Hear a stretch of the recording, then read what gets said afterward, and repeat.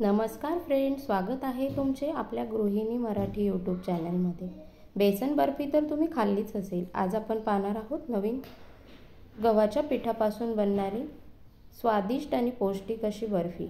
चला तर मग कृतीला सुरुवात करूया। इथे आपण घेतले आहे 1.5 कप गव्हाचे पीठ, अर्धा कप एवढे तूप आणि अर्धा कप एवढा गूळ।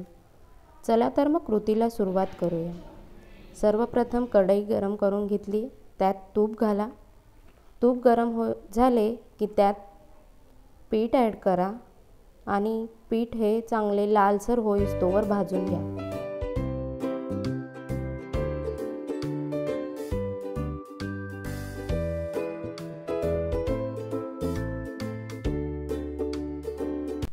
पीठ पूर्ण भाजून होईपर्यंत ते परतवत राहा, जेणेकरून ते पीठ खाली लागणार नाही।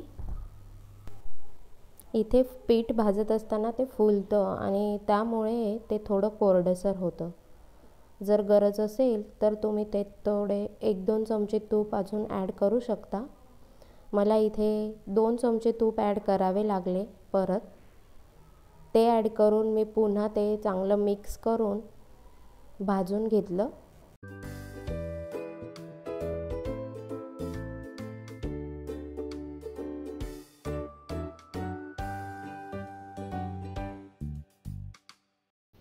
अजून 4-5 मिनिटं हे चांगलं परतून घ्यायचं आहे, जेणेकरून पीठ हे कच्चं राहणार नाही। जर पीठ आपण व्यवस्थित भाजून घेतलं, भाजणी आपली परफेक्ट झाली, तर जी बर्फी आहे ती खायला अतिशय चविष्ट आणि खुसखुशीत अशी लागते।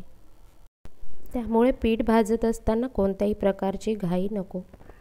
जेव्हा तुम्ही पीठ भाजत आलं हे तुम्हाला जाणून घ्यायचं असेल, तेव्हा त्याला चांगलं तूप सुटलेलं असेल, ते रवेदार झालं असेल आणि छान असं फुललं असेल, तर हे पीठ आपलं चांगलं भाजून झालं आहे। तुम्ही पाहू शकता त्याचा कलरही चेंज झाला आहे आणि छान असं खरपूस असं भाजलं गेलं आहे।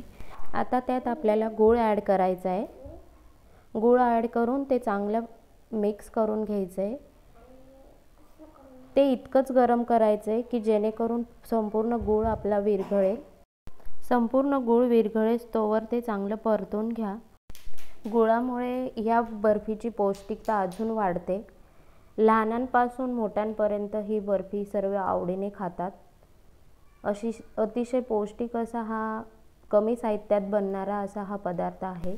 इथे एक ताट घेतलंय, त्याला तूप लावून घेतलंय आणि जे आपण मिश्रण बनवलंय ते गरम गरमच त्या ताटात आपल्याला ओतायचं आहे। ते ओतून झालं की चमच्याच्या मदतीने किंवा एखादं छोटं बाउल असेल त्याच्या मदतीने तुम्ही ते प्लेन असं थापून घ्यायचं आहे। सर्व कडा आहे, आतली बाजू सगळं आपल्याला एकसारखं प्रेस करून प्लेन करून घ्यायचं आहे। त्यानंतर तुम्ही त्यात तुमच्या आवडीनुसार ड्रायफ्रूट्स घालू शकता। ते मी ड्रायफ्रूट्स क्रश करून घेतले आणि ते त्यावर टाकले। गार्निशिंगसाठी तुम्ही तुमच्या आवडीनुसार जे तुम्हाला ड्रायफ्रूट्स हवे आहेत ते तुम्ही त्यात टाकू शकतात आणि नाही टाकले तरी ही बर्फी प्लेनही खूप छान लागते। ड्रायफ्रूट्स टाकून झालेत की मिश्रण 5-10 मिनिटं थंड होऊ द्यायचं आहे। थंड झालेले मिश्रण नंतर तुम्ही तुमच्या पद्धतीने तुम्हाला कोणत्या आकाराची बर्फी हवी आहे त्या आकाराने तुम्ही कापून घेऊ शकतात। इथे मी सर्व बर्फीचे पीसेस कट करून घेतले आहेत।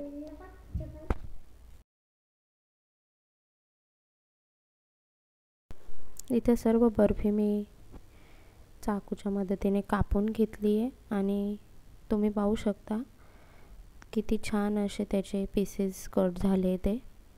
इथे आपली गव्हाच्या पिठाची अतिशय पौष्टिक अशी बर्फी तयार आहे।